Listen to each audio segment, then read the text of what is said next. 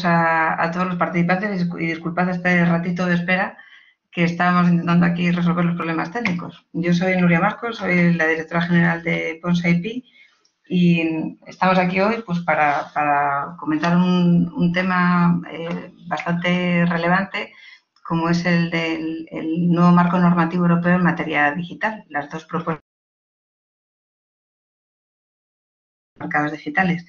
Me acompaña para este coloquio José Carlos Erdozaín, que es abogado y doctor en Derecho, es especialista en propiedad industrial intelectual y en privacidad, es of counsel de Ponsa IP. Bienvenido, José Carlos. Luego está también con nosotros Hugo Barahona, que es un abogado de Vodafone España, especialista en propiedad intelectual y en derecho audiovisual. Hugo, que yo creo que también ya está perfectamente conectado. Si os parece, os cuento un poco cuál va a ser la... Hola, Hugo, buenas. ¿Cuál va a ser la dinámica del webinar? La idea es hacer un marco introductorio por mi parte de en qué consiste, en qué aspectos legales regulan como novedosos estas dos nuevas propuestas de reglamento. Y me dicen que José Carlos no se ha incorporado, pero me ha escrito a mí que estaba dentro, o sea, que está escribiendo en el chat, o sea, que yo creo que sí que está por ahí, sí, ya veo.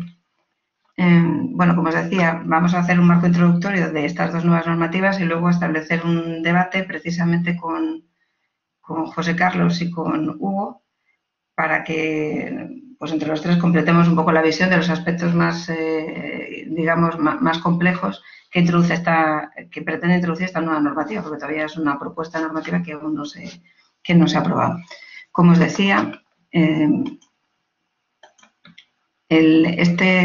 este nuevo marco normativo viene a resolver un gap de casi 21 años en relación con el marco regulatorio anterior, porque ¿qué es lo que ocurría? Bueno, pues que sabéis que nuestra normativa proviene de una directiva europea del año 2000, que es la Directiva sobre Comercio Electrónico, que se implementó en España en el año 2002 con la Ley de Servicios de Sociedad de la Información y Comercio Electrónico, pero claro, en el momento en que se aprobaban estas dos normativas aún no existían ni la mitad ninguno de las grandes plataformas digitales, ¿no? Ni YouTube, ni Facebook, ni Instagram, ni LinkedIn, ni Spotify, ni TikTok existían en esos momentos. Además, el marco digital ha cambiado tanto durante estos 20 años y ya no quiero contaros en el último año donde todo se ha acelerado en el entorno digital aún muchísimo más, pero bueno, esta ausencia de regulación, digamos, adecuada a las nuevas circunstancias ya ocurría antes de la pandemia y por eso la Comisión Europea lleva un tiempo inmersa en esta ambiciosa reforma legislativa que pone el foco al final en los prestadores de servicios digitales, especialmente en todas las plataformas en línea, del tipo que sean, tanto redes sociales, buscadores, marketplaces. Y bueno, el paquete de medidas se hizo público el 15 de diciembre de 2020, hace muy poquito tiempo, y se concretó en dos grandes textos, la Digital Services Act, la DSA, y la Digital Markets Act, la DMA, que son las que vamos a comentar hoy aquí. En principio, estas dos normas, que como os digo son dos propuestas de reglamento, con lo cual, en caso de que llegaran a aprobarse por el Parlamento y después por la fase que tienen que pasar en los Estados miembros, serían de obligado cumplimiento inmediato, no tendrían que transponerse, al no ser directivas, y en su contenido lo que pretende básicamente la Comisión es respetar los principios en los que se basaba ya la directiva. Y, por un lado, actualizar las normas que definían las responsabilidades y obligaciones de los prestadores de servicios digitales, que bueno, ahora, como os digo, son mucho más conocidos y mucho más grandes de lo que eran en el momento de la normativa anterior. Y, por otro lado, reforzar la protección de los derechos fundamentales de los ciudadanos. Además, lo que se pretende, según la propia Comisión, es promover la creación de mercados digitales más justos y más abiertos. En cualquier caso, vamos a hacer un análisis por separado de los contenidos de ambas normas. La que regula los servicios digitales, la DSA, lo que busca es, por un lado, entendiendo que la Comisión, que el marco normativo que estableció la directiva no ha sido suficiente para combatir la proliferación de contenidos ilícitos y que a consecuencia de esta ausencia de normativa común dentro del ámbito de la Unión, los distintos Estados miembros estaban regulando a ver, disculpad, ya está. Están regulando esta regulación de manera distinta cada uno de sus entornos, pues lo que busca precisamente esta nueva normativa es buscar un marco común, facilitando, por un lado, la rapidez en la eliminación de productos, servicios y contenidos que sean ilícitos del entorno de Internet, especialmente en los relacionados con estos entornos, incitación al odio, terrorismo, las fake news, con toda la problemática que están introduciendo, la venta de productos peligrosos. Esto cada vez se ha vuelto más crítico, sobre todo en el ámbito, pues ahora con las vacunas y con los fármacos, imaginaos la complejidad. También en el ámbito de las falsificaciones en todo el entorno de la propiedad intelectual, o ya otros aspectos más delicados, incluso como el de la pornografía infantil. Y, por tanto, uno de los objetivos, por tanto, de esta nueva norma, de esta nueva propuesta de reglamento de servicios digitales, lo que busca básicamente es establecer un marco distinto para la eliminación por parte de los prestadores de servicios digitales de estos contenidos. Bueno, tenemos en cuenta que la normativa anterior, tanto la directiva como la Ley de Servicios de Sociedad de la Información, partían de una responsabilidad ya de los prestadores de servicios digitales, que se basaba en dos principios. El primero, una ausencia de responsabilidad de estos prestadores por aquellos contenidos ilícitos si no existía un conocimiento efectivo de los mismos, y luego en el coloquio andaremos precisamente sobre esta parte del conocimiento efectivo, que quizás sea una de las más polémicas de la nueva normativa. Y, por otro lado, se basa en otro principio, que es la inexistencia de una obligación general de monitorización por parte de estos prestadores de servicios a la hora de impedir la publicación o transmisión de los contenidos. Por tanto, existía una ausencia de responsabilidad si no había un conocimiento efectivo de esos contenidos, y, por otro lado, no había una obligación general por parte de los prestadores de servicios digitales de impedir, de monitorizar dichos contenidos. En principio, la DSA mantiene ambos principios, pero sí introduce nuevas obligaciones que vienen a modificar un poco, no bastante, este entorno regulativo. Por un lado, obliga a los prestadores de servicios, y ya veremos en qué condiciones y a cuáles de todos ellos, a crear procesos específicos para solicitar la retirada de esos contenidos ilícitos, eso sí, justificando la necesidad de esa retirada, y les obliga también a habilitar mecanismos que permitan a los usuarios defenderse en caso de que entiendan que esos contenidos han sido retirados sin justificación, infringiendo pues algún derecho o libertad, pues como el de expresión o el de información. Y, por otro lado, les obliga también a cooperar con las autoridades de los Estados miembros, tanto en la retirada de esos contenidos ilícitos como en la identificación de determinados usuarios, que eso sí que son obligaciones nuevas respecto a la normativa anterior.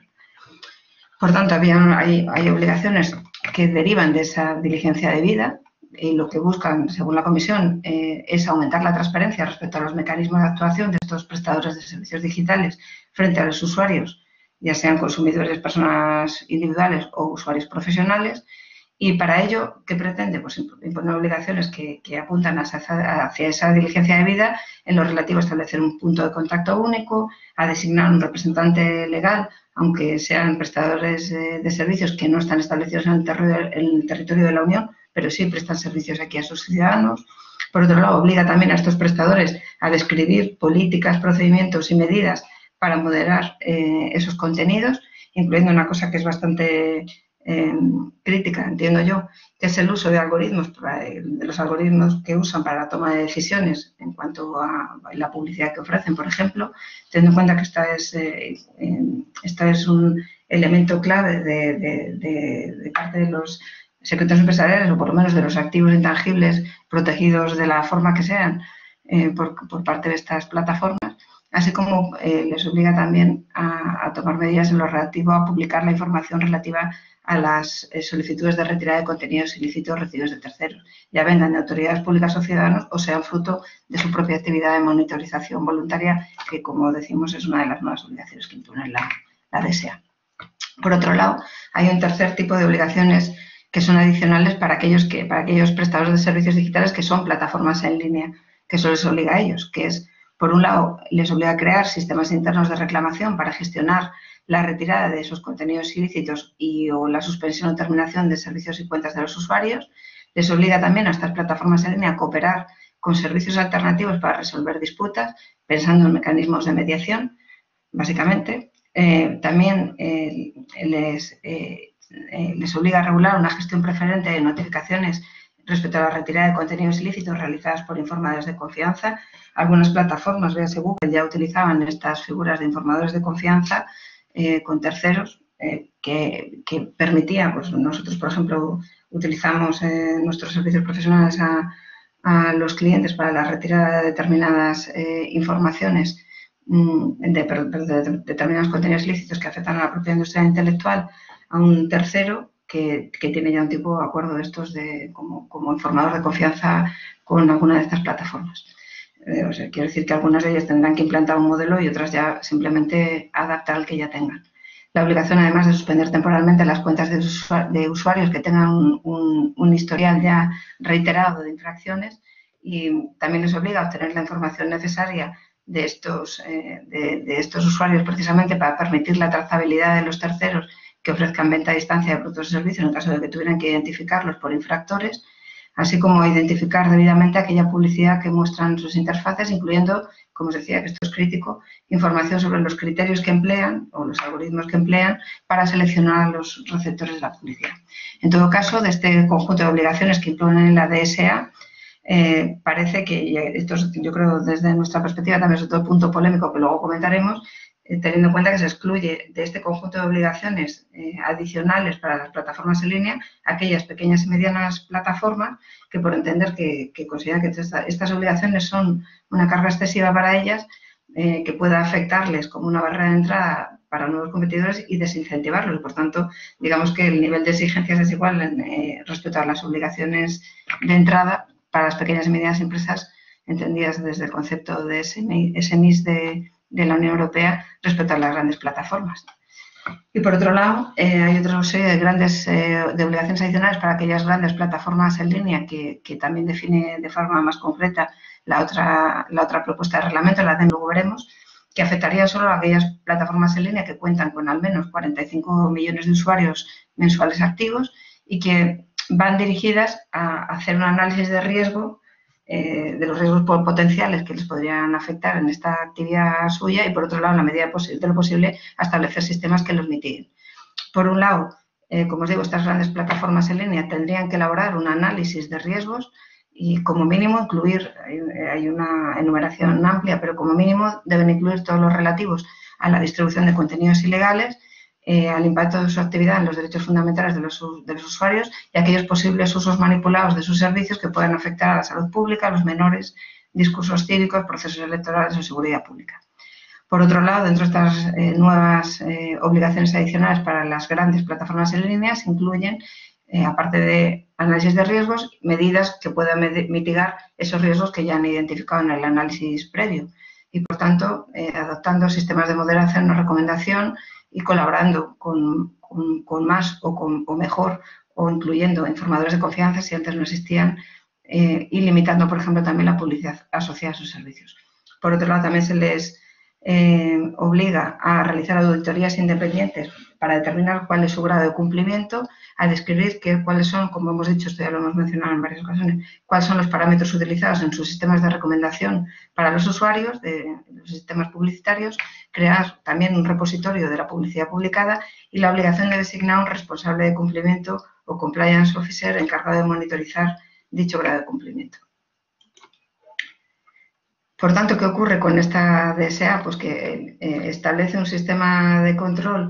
Aquí os he clasificado a los distintos prestadores de servicios digitales por orden de menor a mayor obligación. Los que tienen tendrían menos obligaciones en este entorno serían los servicios de intermediación y de ahí hasta las grandes plataformas online irían de menos a más en estas nuevas obligaciones.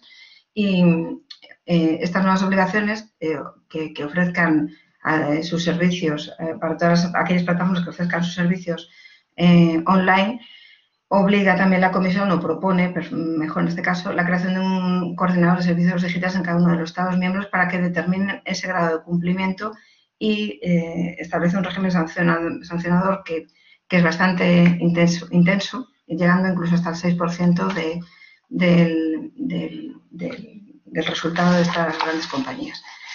Por otro lado, tenemos la otra norma, que es la que trata de regular los mercados digitales, que afecta más a temas de competencia y cuyo ámbito de aplicación está limitado a aquellas empresas que prestan servicios de plataforma, ya sean, y aquí os he hecho una enumeración, no es exhaustiva, pero sí es bastante, yo creo, amplia, que incluye tanto motores de búsqueda, redes sociales, marketplaces, app stores, otros servicios de intermediación online, servicios de mensajería instantánea, servicios en la nube, plataformas de intercambio de vídeos, sistemas operativos, servicios de publicidad, siempre y cuando, y estos serían los que se aplicaría a la DMA, tengan actividad como plataforma en al menos 3 Estados miembros de la Unión Europea. Estos gatekeepers, que son, según la Comisión, aquellos que dictan las reglas para acceder a un número significativo de usuarios, los define por 2 criterios. Uno, por su tamaño, viniendo de la facturación, siempre y cuando facturen al menos 6.500 millones de euros en los 3 últimos ejercicios o tengan una capitalización bursátil de al menos 65.000 millones en el último ejercicio, o bien por su control de esos usuarios, teniendo un acceso a un importante volumen de los mismos. En concreto, define que a más de 45 millones de usuarios mensuales activos y a más de 10.000 usuarios empresariales, también activos en el ámbito de la Unión Europea. Y también otro criterio es por el carácter permanente de la posición de estos gatekeepers en su posición en el mercado. Y esto se presumirá si se cumplen los 2 anteriores requisitos, el del tamaño y el del acceso al volumen de usuarios, en cada uno de los últimos 3 ejercicios. ¿Qué hace la Comisión? Y de nuevo esto es otro aspecto polémico. Opta por no identificar a las plataformas que cumplirían estos requisitos y lo que propone es requerir a las propias empresas a que verifiquen estos extremos y a informar a la Comisión que les designaría, según esa autoaplicación de criterios, como gatekeepers sujetos a estas normas. La Comisión, por tanto, propone que estas empresas puedan refutar su presunción de consideración como gatekeepers, siempre y cuando, además, se doten a estas empresas de un medio para poder, como os digo, refutar esa posible presunción de consideración como gatekeeper, por un lado, y por otro lado, la Comisión también propone que aquellas empresas que, aunque no cumplan estos requisitos previamente establecidos para ser consideradas gatekeepers, puedan justificarse que sí lo son por un análisis cualitativo, no cuantitativo, lo cual también introduce cierto criterio subjetivo de la valoración. ¿Qué obligaciones impone esta propuesta de reglamento de mercados digitales? Pues persigue, por un lado, imponer una serie de obligaciones y prohibiciones que son directamente aplicables a estos grandes plataformas online que hemos visto antes descritas. ¿Y cuáles son estas obligaciones? Por un lado, prohíbe combinar aquellos datos personales que obtienen a través de la plataforma con datos personales obtenidos a través de otros servicios, especialmente en lo relativo al ofrecimiento de publicidad personalizada a estos usuarios con este cruce de datos. Otra obligación de permitir a esos usuarios empresariales que ofrezcan mejores condiciones fuera de la plataforma. También pretende esta normativa prohibir requerir el uso de sistemas de identificación controlados por la propia plataforma y obligar una obligación de transparencia en relación con las condiciones comerciales relativas a determinados anuncios, como hemos dicho. Todo lo relativo a los algoritmos y demás. Hay otra serie de obligaciones que no son directamente aplicables, sino que se pretende que requieren una mayor especificación por parte de la Comisión en un diálogo con estas empresas, con estos gatekeepers afectados, que serían obligaciones relativas a asegurar el acceso, la interoperabilidad y la portabilidad de esos datos, la prohibición de que las plataformas ofrezcan a sus servicios un trato más ventajoso que al de sus rivales, obligación también de permitir la instalación de múltiples app stores y la desinstalación de aplicaciones preinstaladas, y obligación de permitir a los competidores acceder a datos relativos a búsquedas y clics realizados por usuarios en servicios de intermediación y motores de búsqueda. Entonces, ¿qué ocurre? Pues que la Comisión busca complementar las actuales normas de competencia que se regulan fuera de este entorno, pero esto entraña el riesgo de que este nuevo instrumento que se apruebe en su momento por el Parlamento, por los Estados miembros, pueda privilegiarse por encima del derecho a la competencia. Y luego ahora en el coloquio abordaremos esa cuestión también. También hay un régimen sancionador bastante intenso en esta propuesta de reglamento, y es que la Comisión podría llegar a imponer sanciones podría llegar a imponer sanciones por el incumplimiento de las prohibiciones y obligaciones impuestas en la norma, que podrían llegar a alcanzar incluso el 10% del volumen de negocio mundial de la empresa infractora. En el caso de infracciones sistemáticas, además, la Comisión podría llegar a imponer sanciones adicionales a este 10% del volumen de negocio que esto es mundial, ni siquiera es por el ámbito de actuación europeo. Pudiendo, en caso de reiteración, además, la Comisión prevé la posible obligarles a desinvertir en determinados activos. ya decimos que este tipo de poderes permitirían a la Comisión disponer de facultades de las que ya disfruta en materia de derecho de la competencia. Y si os parece, introducimos ahora el debate. Veo por aquí que no hay muchas preguntas, pero ya veo aquí a José Carlos. Voy a intentar activar el vídeo, a ver yo también. Pero como os digo, a ver si ahora lo consigo. Bueno, si os parece, empezamos con Hugo. No sé si puede encender la cámara y le podemos ver. Yo estoy intentando encender la mía, pero me está costando. La verdad que, como os digo, si queréis empezamos con José Carlos. José Carlos, bueno, como hemos estado comentando, todas estas medidas de transparencia en publicidad online que pretende introducir en concreto la DSA, relativas a publicidad online, uso de algoritmos para recomendar contenidos a los usuarios. En principio, lo que busca, parece ser la Comisión, es que los ciudadanos conozcan con claridad cuando el contenido está patrocinado y introducir además obligaciones de trazabilidad para que las plataformas puedan localizar a aquellos vendedores de bienes y servicios ilegales. ¿Qué valoración haces desde tu opinión? Ya vemos a Hugo también por aquí. Ganáis mucho verles a ellos dos y no verme a mí, pero bueno, voy a intentar en cualquier caso encender la cámara mientras nos van contestando. Por tanto, ¿qué valoración haces, José Carlos, de que la DSA entre a regular y tratar de evitar el uso y el cruce por parte de las grandes plataformas de datos personales de sus usuarios para evitar esa publicidad personalizada? Y ya de paso, pues, ¿qué opinión te merece que estas mismas plataformas quieran tener información sobre el funcionamiento de los algoritmos precisamente de estos servicios digitales, que ha sido, digamos, uno de los activos más valiosos con el que se han manejado? Bueno, muchas gracias. Lo primero de todo, buenas tardes. Daros la enhorabuena por asistir a este curso, que yo creo que es sumamente interesante y además pionero. Es decir, que yo creo que vamos a tratar aquí, o a través de la Escuela de Prácticas se van a tratar aquí cuestiones que son absolutamente novedosas. Como ha comentado Nuria ahora, estamos hablando de propuestas, pero también, en cualquier caso, son cuestiones novedosas y que van a implicar, pues, la exigencia de profesionales especializados en esta materia, ¿no?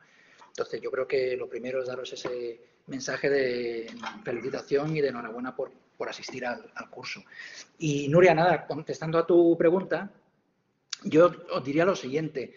Yo creo que también uno, cuando ya ve el tiempo, ¿no?, transcurrido, y siento decirlo por la parte que me toca, pero cuando uno ve que han transcurrido 20 años desde la ley de comercio electrónico, la directiva de comercio electrónico en su momento, y ve todo el recorrido que ha habido al respecto, pues se da cuenta de que medidas como esta que comentas, de control de alguna manera de lo que es la trazabilidad de los datos, del origen, de la información personal, en una palabra, ¿no?, que las plataformas manejan de todos nosotros, pues ese control es una exigencia cada vez mayor del propio público, de los propios consumidores. Entonces, uno observa que cuando hace, ya digo, 20 años, ese tipo de control pues no existía porque no se era consciente a nivel legislativo, pues 20 años después lo estamos viendo, no ya solo en esta propuesta de directiva, sino también en el Reglamento General de Protección de Datos y en numerosos informes y guías que los profesionales europeos están emitiendo sobre, digámoslo así, esto que venimos todos a denominar Internet de las cosas, ¿no? Entonces, yo creo que todo eso, sinceramente, en mi opinión, es un paso positivo, y es un paso positivo en la medida en que nosotros todos vamos a poder controlar qué se hace con nuestros datos y por lo menos conocerlo. Luego ya autorizarlo o no, pero conocerlo. Ya digo, esto seguramente a lo largo del curso pues se podrán hacer experimentos prácticos, pero en ese sentido yo os animaría que en algún momento, cuando os dan información sobre cookies, deis más información, ¿no? Y podáis ver exactamente todas las cookies que se van a instalar en nuestros dispositivos, por cuánto tiempo y para qué. Entonces, cuando uno es consciente de toda esa información, pues lógicamente entiende que medidas como esta que se están proponiendo ya, pues a mi modo de ver son positivas, ¿no? Y quizás para acabar con un poco eso que podríamos denominar esa dictadura, ¿no?, de la tecnología, de la minería de datos, ¿no?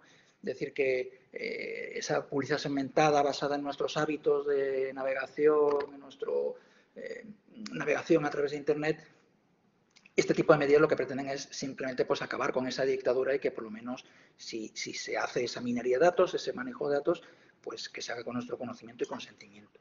Y ya para acabar, el tema de los algoritmos, hombre, pues de nuevo yo creo que también es un clamor, ¿no? Y es una preocupación que se está suscitando cada vez más en la medida en que asistimos a algoritmos que están decidiendo sobre nuestras vidas y, por ejemplo, pues en algo tan prosaico quizás como un proceso de selección de personas, ¿no? Entonces, efectivamente ya hay una preocupación por saber exactamente si los algoritmos que se utilizan en la selección de personal o en la toma de decisiones que nos afectan a todos nosotros, pues esos algoritmos están basados en criterios justos, éticos o no. Y bueno, lo estamos viendo estos días, es decir, que nosotros a nivel de empresa tenemos incluso propuestas de empresas que te hacen auditoría ética, una auditoría ética para saber si los algoritmos que emplea una herramienta de inteligencia artificial a través de una empresa determinada se ajustan a esos criterios éticos, a esos estándares que avalarían, digamos, la procedibilidad del uso de esa inteligencia artificial. Así que, bueno, yo ya digo, todo esto me parece muy positivo, sinceramente. Pues muchas gracias, José. Nada, no soy capaz de encender la cámara. O sea, ha estado funcionando cuando hemos estado haciendo las pruebas y justo ahora no funciona. Pero en fin. Hugo, la DMA está muy orientada a la apertura del mercado digital, estableciendo límites a los actuales monopolios de las tecnológicas y armonizando normas existentes en los Estados miembros. Esto es lo que la Comisión dice que pretende con las mismas. ¿Cuál es tu opinión ante la posible aprobación de esta nueva regulación europea de mercados digitales? Se me escucha, ¿no? Perfectamente. Vale, bueno, básicamente yo creo que este paquete legislativo, tanto la ley de mercados digitales como la ley de servicios digitales, pues sin duda marca un importantísimo hito en la regulación del sector digital. Es en la línea de lo que estabas diciendo tú, Nuria, y lo que decía Carlos, de que llevamos 20 años esperando una armonización y una nueva regulación, ¿no?, del sector digital. Y está claro que, de alguna manera, subraya la clara intención de la Comisión de remodelar, por así decirlo, el entorno regulador de los servicios digitales en Europa y en búsqueda de una garantía de seguridad, equidad y competencia, ¿no? Entonces, sin duda va a tener un mayor impacto, un impacto significativo en las grandes plataformas, en lo que estábamos hablando de los guardianes digitales, los gatekeepers, y está claro que son los que van a soportar el peso de las nuevas obligaciones diseñadas para garantizar esta seguridad, equidad y competencia en los mercados digitales. Entonces, sí que de alguna manera es una regulación asimétrica y yo creo que el principal impacto que va a tener va a ser reforzar posiblemente el poder de negociación de las empresas más pequeñas en las negociaciones comerciales con las grandes compañías tecnológicas y porque se va a garantizar, o bueno, eso se va a intentar, ¿no?, garantizar que estas negociaciones estén sujetas a prácticas comerciales justas. Entonces, yo creo que también para empresas, otras empresas tecnológicas, lo que sí que también va a permitir es crecer en innovación. Y al final se supone que el tablero de juego pues va a ser más justo y más transparente y menos discriminatorio. Entonces, se supone que si todo evoluciona como es debido, pues el impacto va a ser positivo. Pues eso esperamos. Así que, José Carlos, por otro lado, en lo relativo al conocimiento efectivo, entre las obligaciones, que es una de las grandes diferencias entre cómo se enfocaban los principios reguladores de la normativa anterior y de la nueva. Las nuevas obligaciones que establece la DSA, entre las nuevas obligaciones está la de fijar un mecanismo para notificar denuncias por parte de los usuarios por medio de las cuales los prestadores de servicios no van a poder considerarse como sin conocimiento efectivo con la mera notificación por parte de uno de los usuarios y por tanto están obligados a actuar en consecuencia, pues o borrando, ocultando o tomando la acción que consideren oportuna.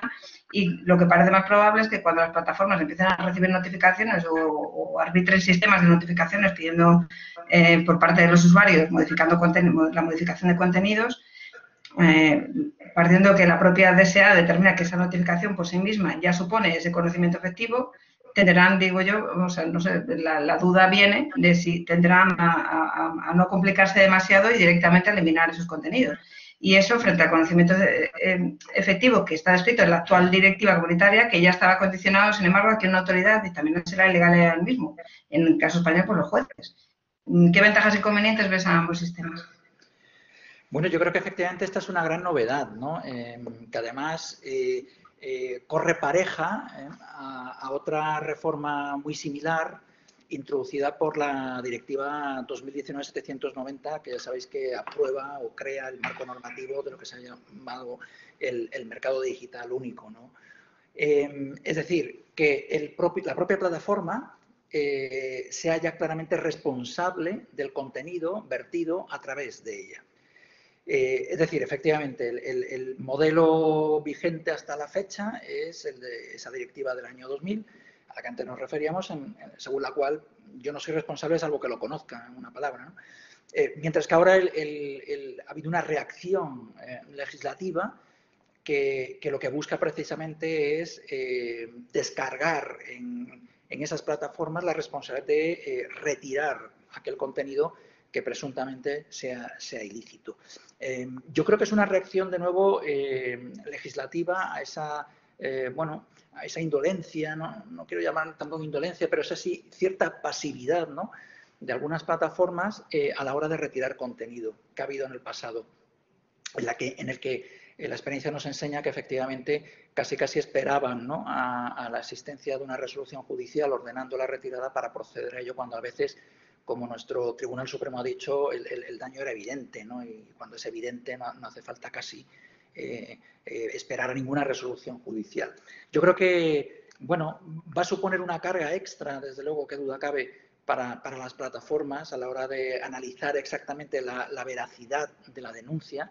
Y ahí está el riesgo, y ahí es donde tendrán que ponderar efectivamente si hay ese daño para el bien jurídico alegado o no lo hay. Y ese ejercicio de ponderación, qué duda cabe que les va a llevar, que les va a suponer una carga. Y ahí efectivamente la tentación puede ser la de decir, bueno, pues retiro lo que sea y ya se verá, ¿no?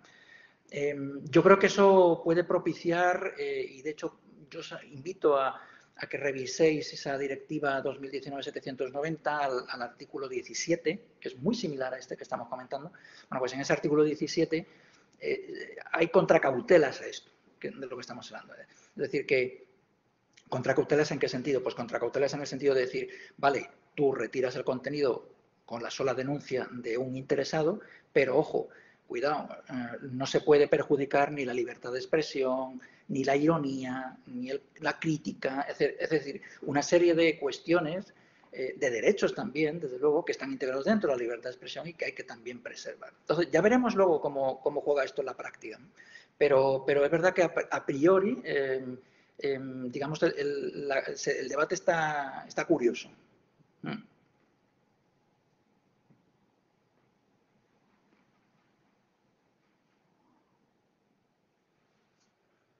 Hemos perdido a Nuria.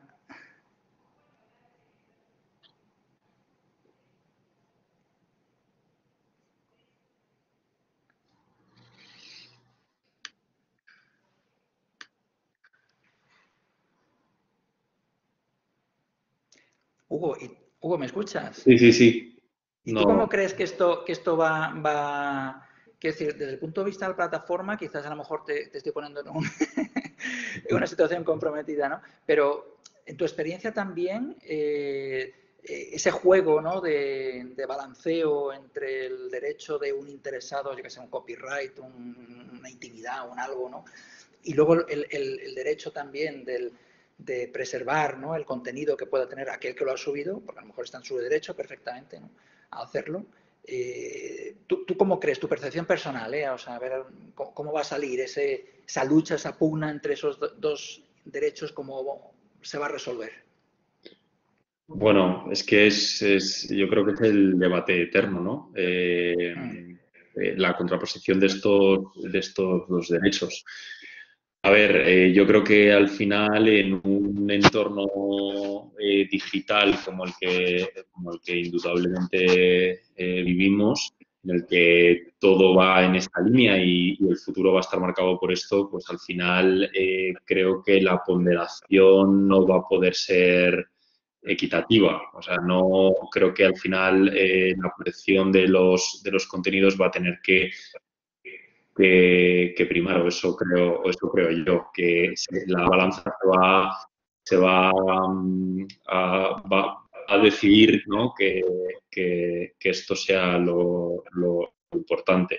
Pero bueno, no sé, creo que desde luego un debate y creo que es complicado de poder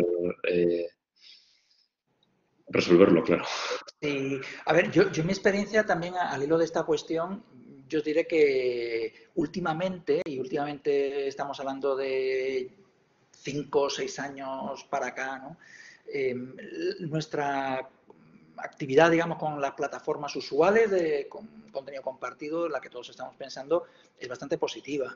Es decir, que cuando efectivamente están viendo que hay una infracción evidente de un derecho, y el propio interesado está reclamando que yo le da permiso a esa persona para subir tal vídeo o tal fotografía, pues la plataforma efectivamente no se complica la vida, vamos a decirlo así, y retira el contenido ipso facto y dice, bueno, y ahora si el otro que ha subido cree que tiene algún derecho y que yo le estoy perjudicando por ello, pues que lo diga, ¿no?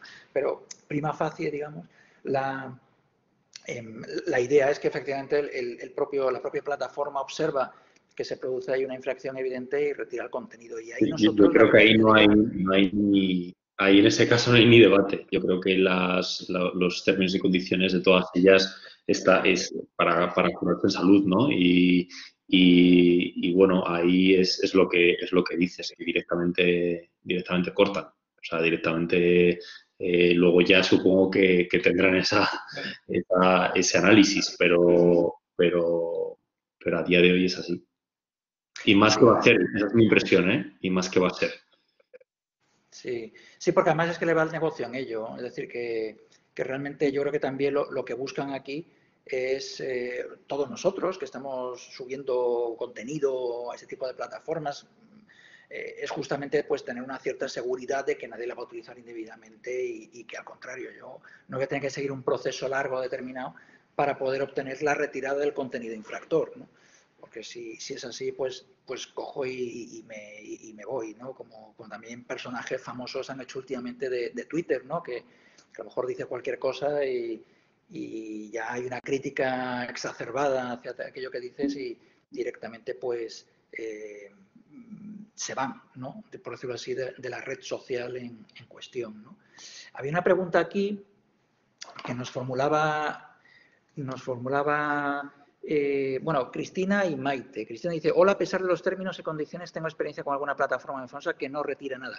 Puede ocurrir, Cristina. Yo no defiendo a nadie, o sea que yo simplemente ahora, digámoslo así, soy un espectador, pero sí es verdad que coincido contigo en que en algunos casos ha habido problemas, digámoslo así, a la hora de retirar el contenido en cuestión. Eso es verdad.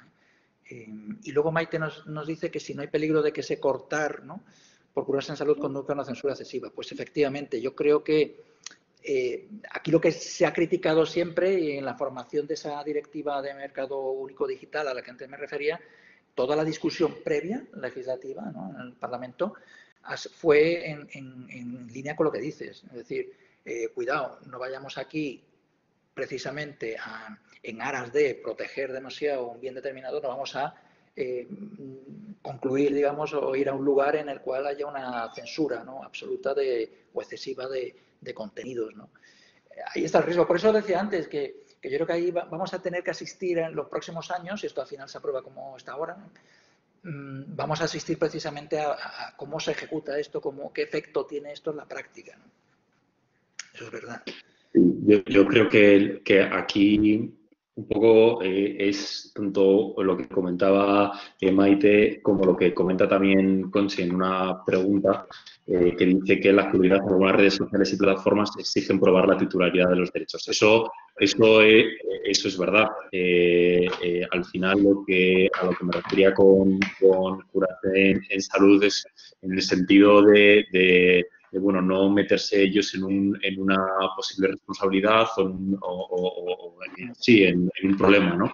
Pero es verdad que a su vez también antes de eso piden probar, ¿no?, de la titularidad de los derechos supuestamente infringidos. No todas, eso también depende de la plataforma, depende de la red social, pero por ejemplo Twitter te pide esa prueba de titularidad, Amazon te pide esa prueba de titularidad y otras pues tienen otros cauces un poco distintos, pero al final realmente con carácter general se puede decir que todas tienen esas políticas, ¿no?, esas políticas de protección.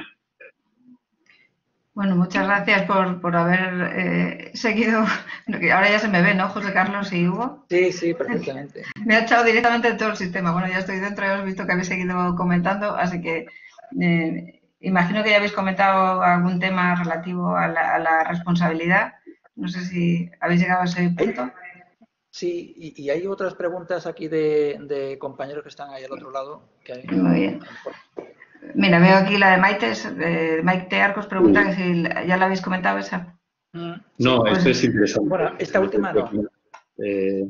José Carlos, claro, la prueba es verdad que se puede hacer con las infracciones de derechos de propiedad intelectual e industrial, pero pregunta Maite qué ocurre con contenidos de opinión. Correcto, y Maite, ahí has puesto el dedo en la llaga, ¿eh? Porque efectivamente yo creo que está algo tan etéreo y fíjate ahora con la polémica que está habiendo ahora con el rapero ¿no? Fassel, o sea que realmente saber dónde están exactamente los límites de lo permitido y lo que no, cada vez yo lo estoy viendo más difuso. Es decir, los que conocemos un poco de este aspecto, que sabemos que hasta, vamos, ya incluso el Tribunal Supremo pues establece bien marcado cuáles son esos límites, pues a lo mejor se están difuminando, ¿no? Es decir, ¿qué es opinión? Esto entra dentro de la libertad de expresión e incluso la propiedad intelectual, ¿no? Puedo crear cualquier cosa, aunque pueda resultar molesta, entre comillas, para alguien. Pues es complicado, ¿eh? Es complicado. Y es complicado porque incluso, a ver ese debate cómo se cierra, fíjate que con el asunto este del rapero que estamos viendo también igual, a lo mejor en Bélgica tienen un criterio para entender que es contrario a la libertad de expresión distinto del que tenemos aquí. Entonces, allí es mucho más estrechito y aquí a lo mejor es mucho más ancho. Decimos, no, aquí, cuidado, aquí tenemos un concepto mucho más amplio de lo que es contrario.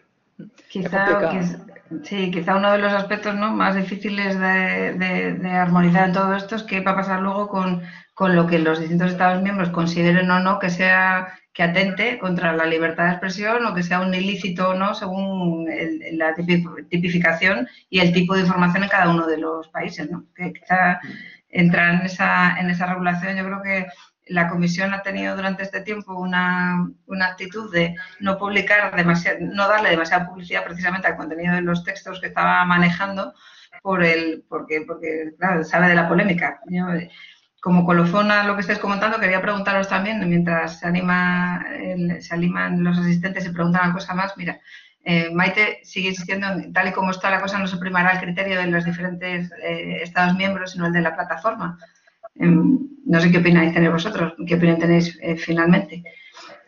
Si se va a primar lo que decían los Estados miembros, lo que sea, depende de por qué vía lleves a resolverlo, porque como están animando, ¿no?, a que existe una obligación por parte de las plataformas de establecer mecanismos de resolución de conflictos vía mediación, pero luego estarán las vías ordinarias en cada uno de los Estados miembros, pues imagino que ahí veremos, ¿no, José Carlos? Pues sí. Yo, Maite, te diré que la respuesta ortodoxa a esto, que yo creo que al final la que es que lo que digan los tribunales. Los tribunales son una parte del poder del Estado, en el fondo es lo que digan los Estados. Entonces, si alguien discute que la aplicación de esta norma conculca su derecho de libertad de expresión y acude a los tribunales y los tribunales dan la razón o no, pues serán los tribunales lo que lo diriman. Y al final es, en el fondo, lo que digan los Estados. Pero entendiendo como que Estado es uno de esos poderes que es el poder judicial, no Estado, poder ejecutivo, para entendernos. Por otra parte, comentaros así, como os decía, a modo de colofón, está claro que es necesario regular este nuevo mercado y estos nuevos servicios digitales porque un entorno legal, digamos, va a garantizar mayor protección por parte de los usuarios, de los consumidores, incluso de los consumidores empresariales que intervengan en ellos, y también, por otro lado, un mayor respeto a los derechos fundamentales y una mayor defensa frente a contenidos ilícitos, ilegales o falsos, y lo mismo respecto a los productos o servicios que se comercialicen por esa vía. Pero bueno, como todo tiene claroscuros, ¿qué consideráis que es más beneficioso o más perjudicial? Venga, mojaos un poco. Ya sabéis que este webinar, para los que estáis asistiendo a él, es, digamos, la parte introductoria. Prometo resolver los problemas de imagen y sonido para cuando esto llegue al curso. Es un módulo introductorio es un webinar introductorio de un curso que comenzará el 5 de marzo dentro del entorno de la Escuela de Prácticas Jurídicas de la Complutense, relativa a todos los aspectos legales del comercio electrónico, y entre ellos vamos a dedicar unas cuantas sesiones a esta nueva normativa. También se van a ver aspectos fiscales, se van a ver aspectos de protección de datos, aspectos de propiedad intelectual. Yo creo que va a ser, como dice José Carlos, interesante y novedoso. El elenco de profesores viene en gran medida de empresa, pues desde entorno de plataformas a pequeñas startups tecnológicas que entran en estos entornos, a terceros de confianza que están cumpliendo esa función. O sea, yo creo que van a poder analizarse todos los aspectos y desde todas las perspectivas a las que esta nueva normativa va a afectar. Como os digo, este curso está organizado tanto por la Escuela de Práctica Jurídica como por Pons IP. Aquí tenéis también a José Carlos y a mí misma. Y bueno, por una tercera entidad que es A Digital, que también tiene mucho que decir en lo relativo a privacidad, tema de protección de datos y demás, que también se ve afectado. Como os digo, a modo de colofón, ¿cuál es vuestra lectura del beneficio o perjuicio de regular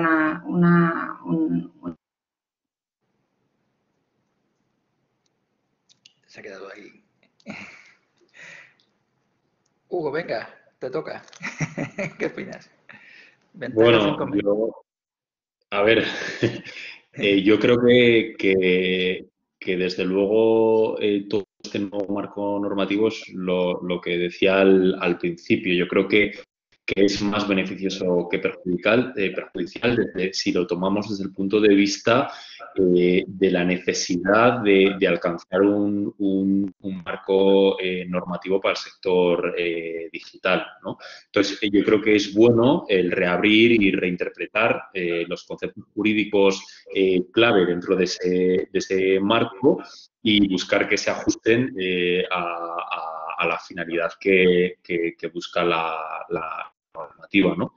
Entonces, si esto se hace bien, ¿no? Sí que creo que el marco jurídico puede ser beneficioso, puede llegar a perdurar durante los próximos 20 años y se puede llegar a evitar pues, la fragmentación nacional y la conservación de los derechos fundamentales y garantizar al mismo tiempo pues lo que yo creo que es el principal objetivo, ¿no? Que es buscar un entorno digital más seguro y más saludable para los ciudadanos.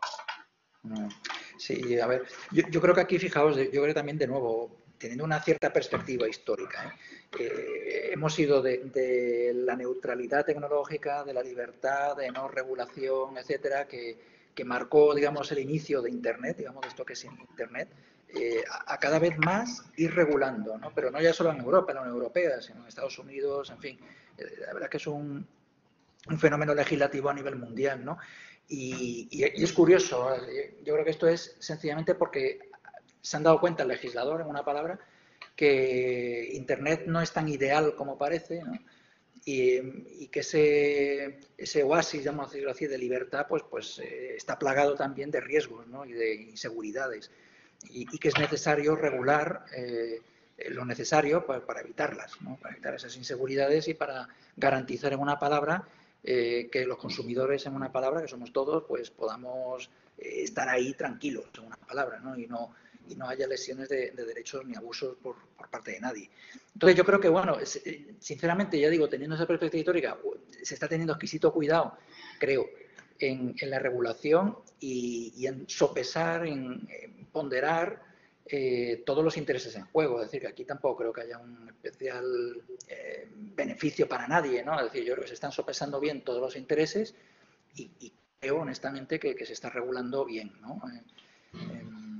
Dadas las circunstancias, pero lógicamente regular sobre Internet y regular sobre un aspecto que está ahora o ha estado en funcionamiento, pues siempre implica riesgos, está claro. Disculpad de nuevo por la desconexión. Vamos, voy a tratar de buscar un nuevo proveedor de servicios digitales de mi casa y desde luego las siguientes clases, no os preocupéis, que las haremos. Eso es, Vodafone. Las siguientes clases las haremos desde el despacho, porque si no estoy yo que no funcionan. Disculpad de nuevo, de verdad, porque creo que es la primera vez que me pasa y me da una rabia tremenda. Bueno, como decía, como dice José Carlos, es una materia difícil de regular, pero necesario hacerlo en un momento como el actual. Yo creo que como ahora empieza también la tramitación parlamentaria de la normativa y luego la opinión de los Estados miembros, esta propuesta se modificará. Aquí está Miguel Ángel, ¿no? Miguel Ángel nos dice que si creemos que la Comisión va a ser capaz de establecer una distinción estricta entre los contenidos ilegales, actos punibles y contenidos compartidos ilegalmente, y por otro lado contenidos nocivos, incitación al odio y desinformación por otra. Yo espero que no entre la Comisión a regular eso. De hecho, lo que dicen estas dos normas, ¿no? Va a ser que habrá que estar también luego a establecer una serie de principios generales, pero van a ser lo que define cada uno de los Estados miembros como precisamente los contenidos ilegales o actos punibles los que posteriormente, como dice José Carlos, vía tribunales acaben haciéndose valer. José Carlos. Sí, pues Miguel Ángel, mira, de nuevo yo te invito, lo tengo aquí en el teléfono, pero yo te invito justamente, o a todos, vaya, a revisar esta directiva a la que antes me refería de 2019-790, ¿no? Porque precisamente lo que hace, yo creo, es un poco lo que tú comentas, Miguel Ángel. Es decir, establecer de manera muy abstracta límites, digámoslo así. Es decir, yo no creo, sinceramente, que la Comisión ni ningún legislador vaya a decir exactamente, yo entiendo que odio es... No. O sea, es decir, la práctica legislativa, vosotros la conocéis perfectamente hasta ahora, siempre ha sido de hacer, bueno, cerrar un poco, ¿no?, lo prohibido, acotarlo, pero dejar un margen de maniobra pues a los tribunales para interpretar qué se entiende por cada cosa, ¿no? Y en esa directiva, como os digo, fijaos, habla de esa contracautela, ¿no?, a la que antes hablaba, crítica, revisión, usos con propósitos de caricatura, parodia o pastiche. Es verdad que esto es más propiedad intelectual, ¿no? Pero si trasladamos esto, hacemos a nuestro ámbito de libre expresión, estoy seguro que al final se adoptarán criterios abstractos y no habrá una concreción. Y si la hay, peligro, pienso, ¿eh? Sí, yo estoy con José Carlos, no creo. Hugo, ¿tú qué opinas? Sí. Básicamente no pueden, yo no creo que entre al detalle tampoco de hacer una distinción tan en detalle de cuáles van a ser los contenidos ilegales. Como os decía, en el curso que se inicia con este webinar de aspectos legales de las plataformas de e-commerce y marketplaces de productos y servicios, se van a abordar precisamente cada una de estas perspectivas, tanto desde el punto de vista de los derechos de los consumidores en el comercio y contratación electrónica, la privacidad y la protección de datos, el derecho a la competencia y la propiedad industrial intelectual y la fiscalidad del comercio electrónico. Se van a analizar cada una de estas perspectivas desde los distintos puntos de vista. Insisto, tanto desde las grandes plataformas como desde los pequeños actores que yo creo que también tienen mucho que decir a la hora de entrar en un mercado digital en el que, bueno, parece que esta nueva normativa pretende hacerles competir en otras condiciones y facilitar el acceso al mercado. Y por otro lado también, tanto los terceros de confianza como la propia visión de la privacidad y la protección de datos por parte de las asociaciones de los consumidores y los usuarios. O sea que yo creo que la visión que vamos a tener después de asistir al curso va a ser amplia, como dice José Carlos, y por lo menos de usuarios bien informados y de expertos asesores legales capaces de ayudar en vuestros respectivos negocios o en vuestros respectivos futuros profesionales a montar líneas de negocio digitales solventes y con pleno conocimiento de la actualidad normativa, que yo creo que es lo que se busca con este curso. Pues si queréis intervenir ya una intervención final, Hugo y José Carlos, y nos despedimos. Bueno, pues nada, yo por mi parte, gracias por vuestro tiempo, por vuestras ganas y animaros a hacer este curso, sinceramente que yo creo que va a ser súper interesante para todos, es decir, para nosotros, daroslo a vosotros, pero también aprender de vosotros y que esperamos que sea muy provechoso. Muchas gracias. Hugo. Sí, nada, bueno, muchas gracias a todos por participar y sobre todo a los que habéis preguntado que sin duda han sido cuestiones muy interesantes. Pues sin más, agradeceros a todos vuestra participación, esperándoos en el curso. Disculpad de nuevo, de verdad, por los problemas técnicos, es la primera vez que me ocurre y insisto que será la última, así que, bueno, a partir del día 5 os esperamos a todos, ¿de acuerdo? Muchísimas gracias y gracias Hugo y gracias José Carlos por vuestro estar ahí al quite, que si no, no hubiera sido posible este evento sin vosotros dos. Muchísimas gracias. Gracias. Adiós. Buenas tardes.